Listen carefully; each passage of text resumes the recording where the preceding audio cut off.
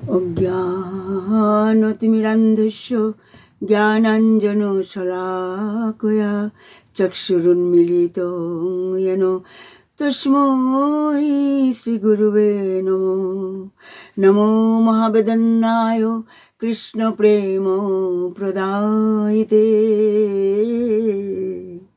কৃষ্ণায় কৃষ্ণ চৈতন্য নাম্নে গৌরতিষে নমো।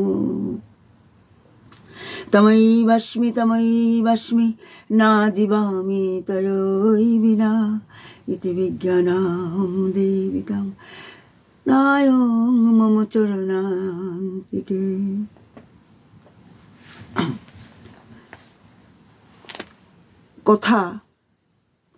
কথাই মনুষ্য জীবনে প্রভাব ফেলে আর যারা পরমার্থবাদী তারা গ্রাম্য কথা মানডেন টক্স শুনেন না।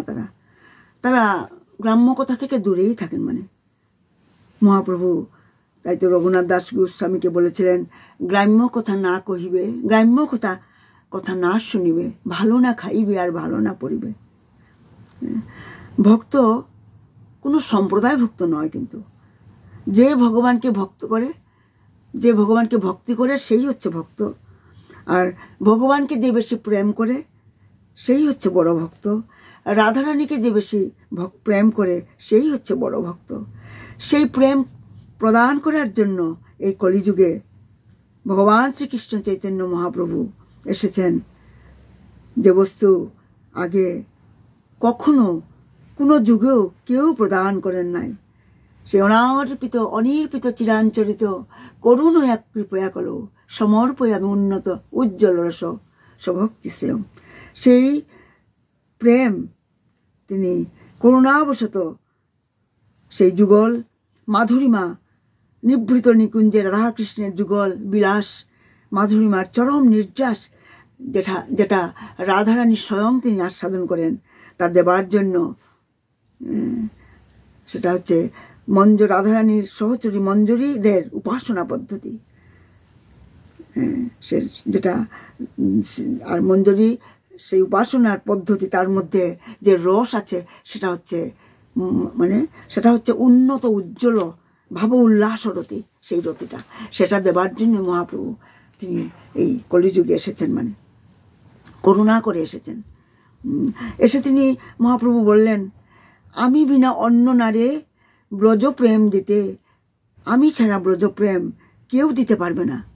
আমার বিনা অন্য নারে ব্রজ প্রেম দিতে, এই মঞ্জরি পদ্ধতি উপাসনা, এই রাধাকৃষ্ণের নির্যাস মাধুরীমার রস, সেই ভাব উল্লাসরতি, সেটা আমি ছাড়া কেউ দিতে পারবে না। আমি ছাড়া কেউ দিতে পারবে না। যুগধর্ম হয় অংশ হইতে, আর সৃষ্টের ভারহরণ অসুর বিনাশ সাধুদের ত্রাণ, এটা অংশ অবতারেরও দ্বারা হয়। কিন্তু শ্রী চৈতন্য মহাপ্রভু তিনি এসেছেন করুণা দেবার জন্য এই কলিহতবদ্ধ জীবকে। বন্যার জল যেমন নালা নর্দমার জল সহ সমুদ্রে নিয়ে গিয়ে পড়ে, ঠিক সেইভাবে করুণা কখনো উচ্চ নিচ বিচার করে না, তাই মহাপ্রভু এসে কি বলছেন, কারণ ভগবান শ্রীকৃষ্ণ কিন্তু বলেছেন যে উপযুক্ত পাত্র ছাড়া আমি প্রেম দেব না। কিন্তু মহাপ্রভু এসে সব উলট পালট করলেন। তিনি এসে বলছেন, পাত্র নো বিচার, মহাপ্রভু বললেন পাত্র অপাত্র বিচার করব না, সবাইকে আমি প্রেম দেব, সবাইকে প্রেম দেব। কারণ ভগবান শ্রীকৃষ্ণ ব্রজের বাইরে কাউকে তিনি ব্রজ প্রেম তিনি দিতে পারেননি। কিন্তু মহাপ্রভু তিনি কে পাত্র কে অপাত্র বিচার করেননি। এটা দৃষ্টান্ত আমরা আজকে রসাস্বাদন করব। মহাপ্রভু তিনি বন দিয়ে চলেছেন সন্ন্যাস নেওয়ার পর, কারণ তিনি বন দিয়ে যেতে তিনি ভালোবাসতেন। বনে যাওয়ার সময় একটা তুর্তুষ্ট ডাকাত, তখনকার দিনে তো বন অরণ্য জঙ্গল ছিল, আর ডাকাতরা লুকিয়ে থাকতো, আর যারা পথযাত্রীদের লুণ্ঠন করতো তারা। যখন মহাপ্রভু বন দিয়ে যাচ্ছিলেন, একটা দুর্ধষ্ট ডাকাত যে মানে কত জনকে যে হত্যা করেছে, লুণ্ঠন করেছে, সেই ডাকাত দূর থেকে মহাপ্রভুকে দেখতে পেল। তার উজ্জ্বল, মহাপ্রভুর উজ্জ্বল সোনার বর্ণ, গায়ের রং দেখে মনে করলো ইনি নিশ্চয়ই কোনো রাজা হবেন, কোনো যুবরাজ হবেন, মানে তিনি বনপথে এসেছেন। প্রভুর চোখের জল, কারণ মহাপ্রভু তো হাত দুই বাহু তুলে হরিনাম করতে করতে তিনি বনের পথ দিয়ে যান, আর চোখ বেয়ে মানে অস্ত্র অনর্গল ঝরতে থাকে। এমনই একজন সন্ন্যাস। আমরা কি এমন কোনো সন্ন্যাস দেখেছি যার দুই বাহু তোলা, সবসময় চোখ দিয়ে অস্ত্রজল পড়ছে? মহাপ্রভু সেই অস্ত্রজল পড়ছে, আর চোখের জল বুকে পড়েছে, আর সেটা মুক্তার মতো উজ্জ্বল জল জল করছে, মানে সেই চোখের জল ফুটাগুলো। আর সেই ডাকাতটা মনে করছে সেটা একটা মুক্তার হার, মানে মুক্তার হার। সেই ডাকাত তখন অস্ত্র নিয়ে মহাপ্রভুর সামনে তেড়িয়ে আসলো, মানে এগিয়ে আসলো লুণ্ঠন করার জন্য মহাপ্রভুকে। যেই মাত্র সেই ডাকাতটা মহাপ্রভুর দিকে তাকালো, একবার দৃষ্টি দিয়েছে, আর এই দৃষ্টি দেওয়ার সঙ্গে সঙ্গে তার তলোয়ারটা তার হাত থেকে মানে নিচে খসে পড়লো। মানে মহাপ্রভুর দিকে তাকিয়ে হাত জোর করে বলল সে, কে তুমি? তাই একটা গান মনে পড়ে যাচ্ছে, তারে কি নামে ডাকিলে আসে, কি রূপ কি গুণ পাইলে সে, রাধা সম মাসুরিতে, মায়া ভুলাইতে, মায়াবী যে সে করে গো মায়ার ছল।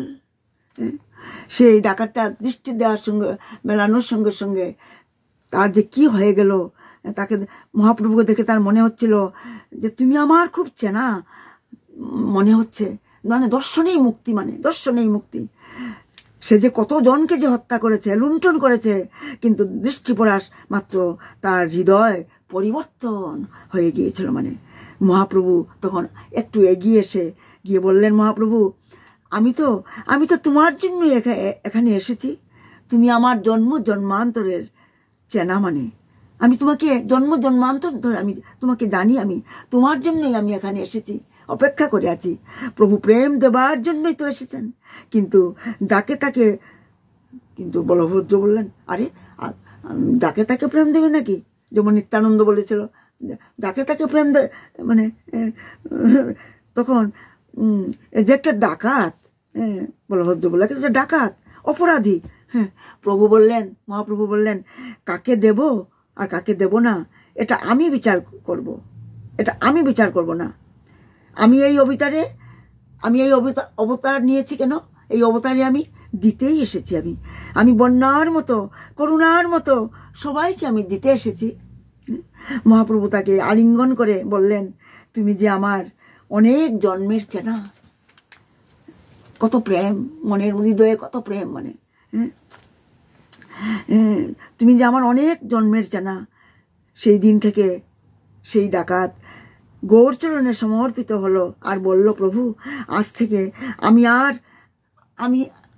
থেকে আমি তোমার চরণেই লুটবো, তোমার চরণেই আমি লুটবো, আমি অন্য আর কাউকে আমি লুটবো না। মহাপ্রভু তাকে প্রেম দিলেন। যতদিন মহাপ্রভু সেই বনের মধ্যে ছিলেন, মহাপ্রভু দুই বাহু তুলে কীর্তন করতেন, আর যখন ক্লান্ত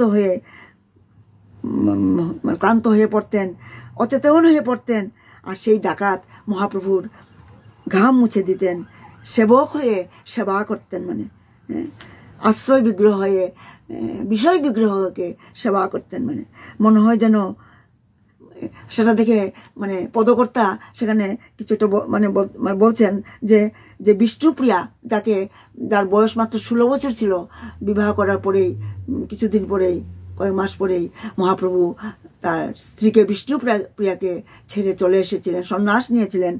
আর তাই তো পদকর্তা বিষ্ণুপ্রিয়ার মনের কথা তার মুখ দিয়ে বলাচ্ছেন যে ঘরে যে সেবার আমি সুযোগ পাইনি, আজ বনের দস্যু সেই সুযোগ তুই পেলি, তুই পেলি।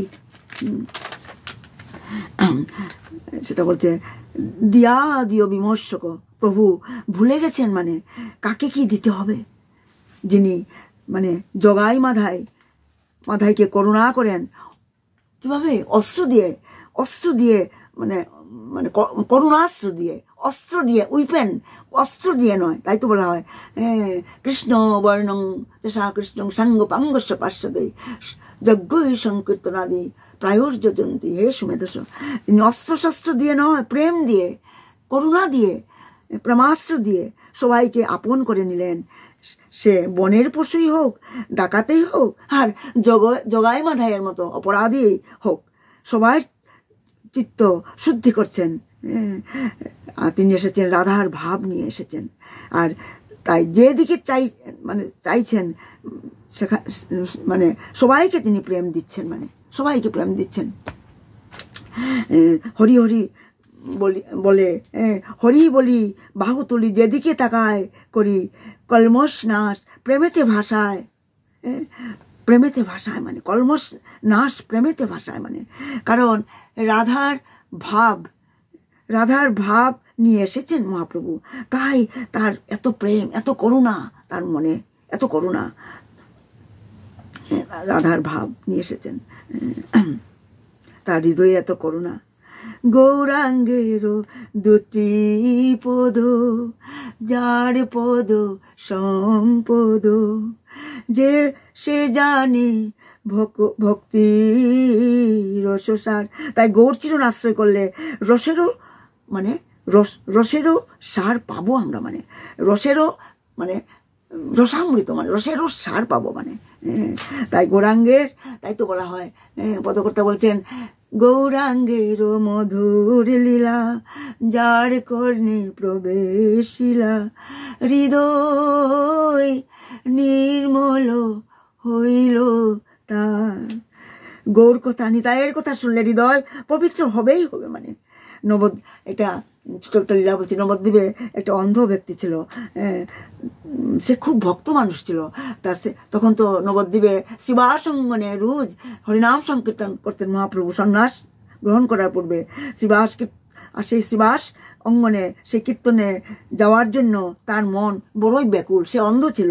তো অন্ধ ব্যক্তি তার ছেলেকে ডেকে বললেন, মাধব, আমার হাত ধরে একটু শ্রীবাসের অঙ্গনে আমাকে নিয়ে জানা বাবা।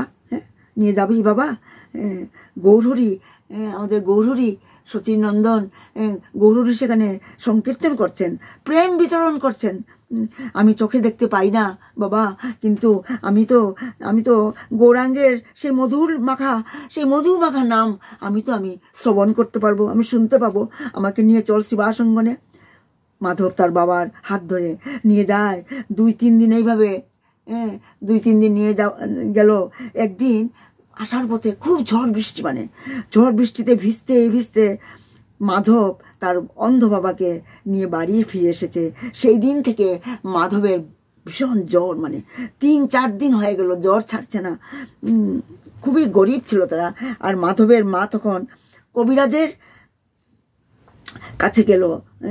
মানে তখন তো আর হোমিওপ্যাথিক অ্যালোপ্যাথিক ছিল না, কবিরাজ বৈদ্য, মানে নবদ্বীপে তখনকার দিনে সেখানে গেল মাধবের মা। মানে তারা, আর সেই কবিরাজ তারা ছিল তান্ত্রিক ছিল, মানে তারা তান্ত্রিক ছিল।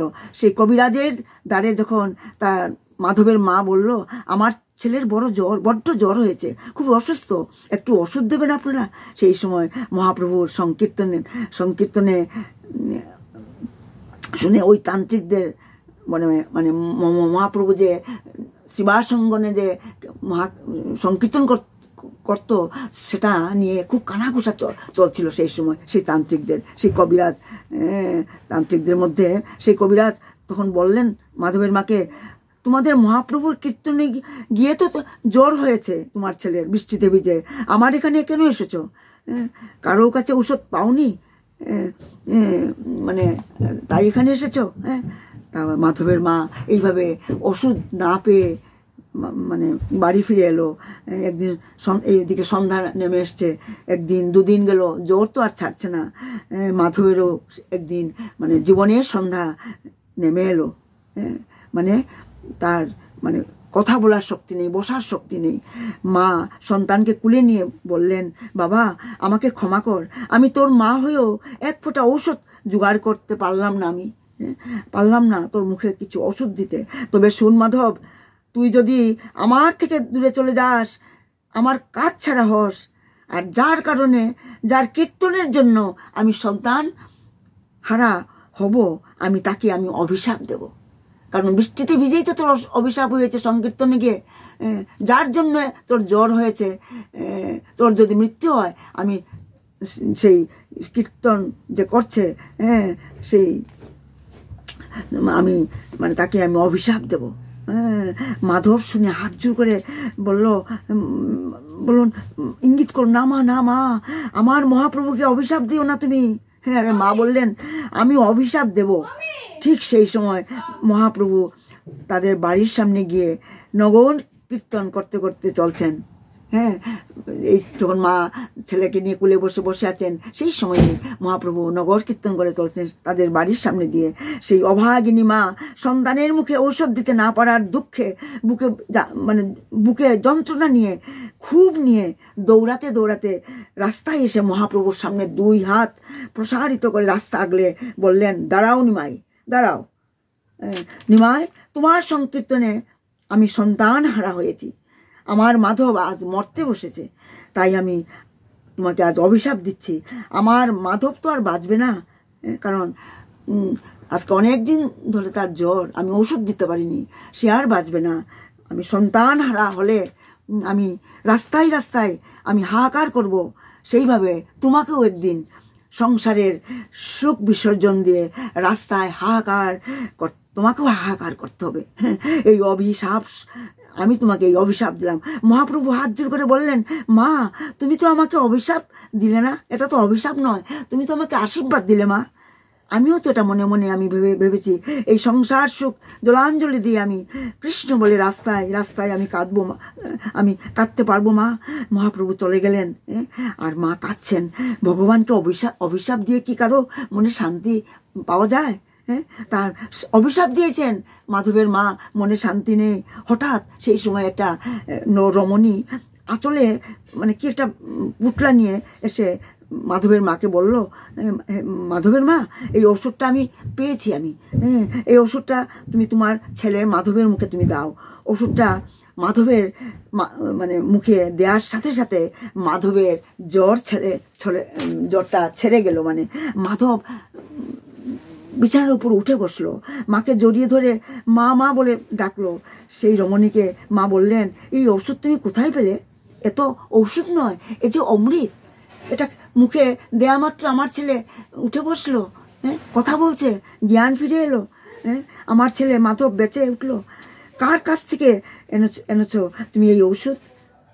যাকে তুমি, তখন সেই রমণী বলল, যাকে তুমি এইমাত্র অভিশাপ দিয়ে এলে তার চরণধুলি এনেছি তার থেকে, আর আর সেই চরণধুলি থেকে আর বড় ঔষধ আর জগতে নেই মা। ভক্তপদ ধুলি আর ভক্তপদ জল, ভক্ত মুক্ত অবশেষ এই তিন মহাবল। সেই চরণধুলি আমি নিয়ে এসেছি। মাধবের মা স্তম্ভিত হয়ে গেলেন। যাকে অভিশাপ দিয়ে এলেন সেই গৌর চরণের ধুলিতে আমার মাধব সুস্থ হয়ে উঠল। যে পথ দিয়ে মহাপ্রভু কীর্তন করতে করতে চলেছেন সেই রাস্তার ধুলো এনে তোমার ছেলের মুখে আমি দিয়েছি। ওরে মাধব, আমি ভুল করেছি মাধব, আমি গৌরহরির চরণে অপরাধ করেছি, তাকে আমি অভিশাপ দিয়েছি। আরে আমি কিভাবে ক্ষমা পাবো রে মাধব? মাধবের অন্ধ বাবা কেঁদে কেঁদে তখন বলল, স্ত্রীকে বললেন, তুমিও চলো আমাদের সঙ্গে শ্রীবাসঙ্গনে। মহাপ্রভুর হরিনাম, মধুমাখা হরিনাম তুমিও শুনবে। গৌর বড় কৃপাময়, গৌর হরি আমাদের বড় কৃপাময়, করুণার অবতার তিনি, সবাইকে কৃপা করেন, তুমিও কৃপা পাবে। পাত্র অপাত্র তিনি বিচার করেন না তিনি। সেদিন তারা সবাই করুণা পাবার জন্য মহাপ্রভুর সেই শিবাসঙ্গনে সেখানে তারা ওখানে গিয়েছিল। তাই তো বলি, গৌরাঙ্গের গৌরাঙ্গের মধুর লীলা যার কর্ণে প্রবেশিলা, যার যে গৌরাঙ্গের নাম লয় তার হয় প্রেম উদয়। মানে যে একবার হাগর হাগর বলে ডাকে তার হৃদয়ে প্রেমের উদয় হবেই হবে। মানে এই কলিযুগে আমরা তো ভগবান শ্রীকৃষ্ণকে দেখিনি, তাই আমাদেরকে হাগর হাগর বলে যদি একবার আমরা ডাকি নিশ্চয়ই আমাদের মনে প্রেমের উদয় হবেই হবে, হবেই হবে। মানে এটা নরোত্তম দাস ঠাকুরের মানে গভীর অনুভূতি, আমাদের আচার্যদের গভীর অনুভূতি এটা। তাই নরোত্তম দাস এটাই তার ভজন। শ্রদ্ধা সহকারে আমরা যদি হাগর বলে ডাকি প্রেম উদয় হবেই হবে। একবার যে নিতাই বলে সে হয়, মানে একবার যে নিতাই বলে সে হয় আমার, আমি হই তার। একবার যে গৌর বলে সে আমার হয়, আমি তার হই। মানে দৃষ্টি মাত্রই, মানে দৃষ্টি পড়া মাত্র প্রেম হয়, করুণা লাভ হয়। যে একবার গৌর নামে ডুবেছে সে অবশ্যই মানে ব্রজ প্রেম পাবেই পাবে। তাই নরোত্তম দাস ঠাকুর মশাই বলেছেন, গৃহে থাকো বা বনেতে থাকো, হা গৌরাঙ্গ বলে ডাকো। আর নরোত্তম মাগে তাহার সঙ্গ, গৃহে থাকো বনে থাকো, হা গৌরাঙ্গ বলে ডাকো। নরোত্তম মাগে তার সঙ্গ, হা গৌর ভক্তের সঙ্গ, মানে সঙ্গ মাগে নরোত্তম দাস ঠাকুর জন্ম জন্মান্তরে। তাই তো নমো মহাবেদন্যায় কৃষ্ণ প্রেম প্রদায়তে, কৃষ্ণায় কৃষ্ণ চৈতন্য নামনে গৌরতীশে নমো। তাই কৃষ্ণ প্রেম প্রদানকারী এই গৌর সুন্দর, তাই যেন শয়নে স্বপনে উঠতে বসতে গৌর নাম আমাদের চিত্তে মালা হয়ে যেন থাকে, তাকে যেন আমরা নিরন্তর যাতে আমরা স্মরণ করতে পারি। কারণ কৃষ্ণলীলা অমৃত সার, কৃষ্ণলীলা অমৃত সার, অমৃতের সার। মানে আর তার চেয়ে শত শত গুণ মানে বেশি অমৃত সার হচ্ছে এই গৌর কথা। মানে এই গৌর কথা।